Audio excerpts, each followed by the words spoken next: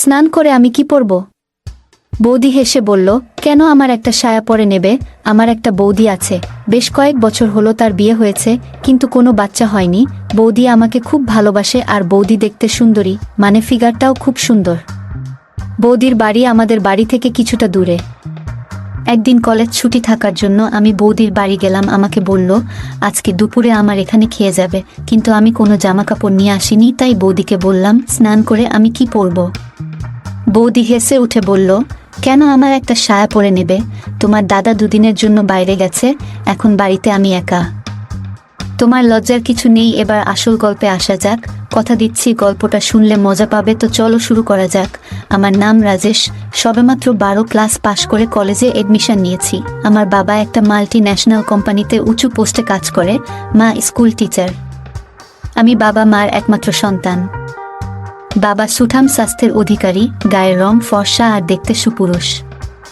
মা বেশ সুন্দরী, গায়ের রং বাবার চেয়েও ফর্সা।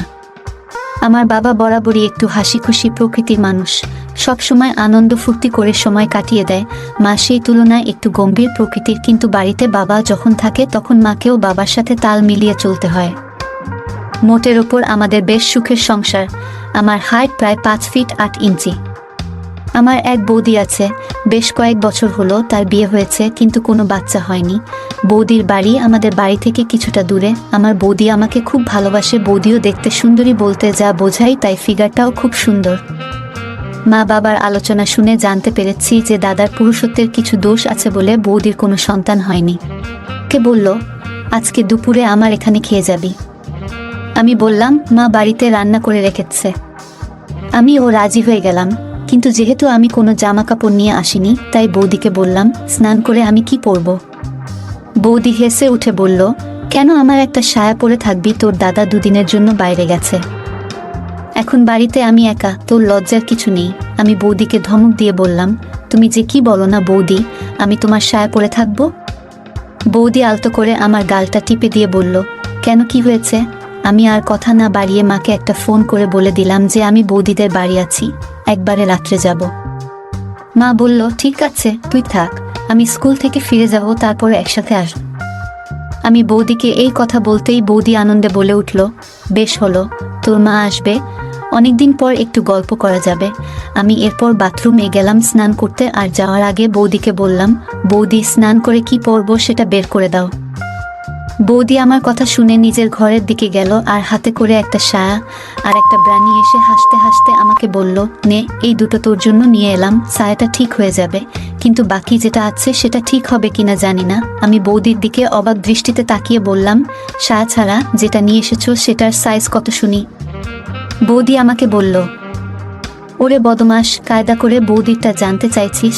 আমি বললাম, না, ঠিক তা নই, আসলে সাইজ না জানলে বুঝতে পারছি না যে ওটা আমার হবে কিনা, তাই আর কি। বৌদিও আমার কথার উত্তরে কায়দা করে বলল, তোর যা হাতের সাইজ তাতে এসে যাবে।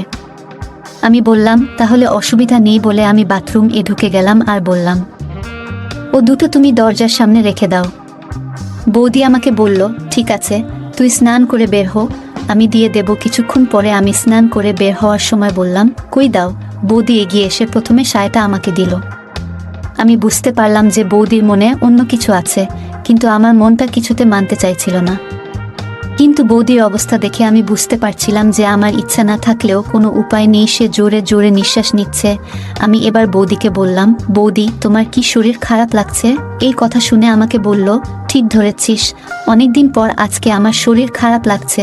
তোর দাদা তো আমার দিকে নজর দেয় না। আমি কিছু না বোঝার ভান করে বললাম, কি করার কথা বলছো?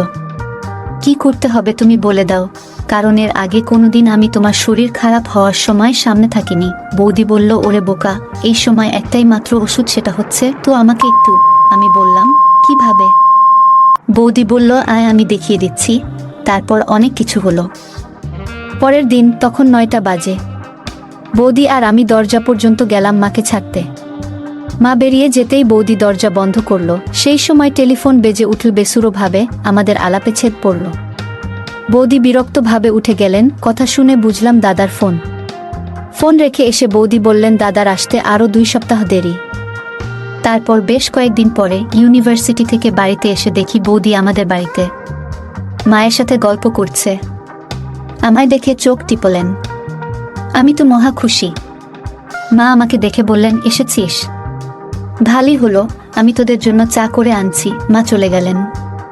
বৌদি আমাকে দেখে হাসলেন। তুমি কখন এলে? এই তো এখনই, তোকে দেখতে এলাম। ভালোই করেছ, আমারও তোমাকে দেখতে ইচ্ছে করছিল, শুধু দেখতে। দুষ্টুমির হাসি বৌদির ঠোঁটে। আমি বৌদির পাশে গিয়ে বসলাম। দারুণ মিষ্টি গন্ধ আসছে বৌদির গা থেকে।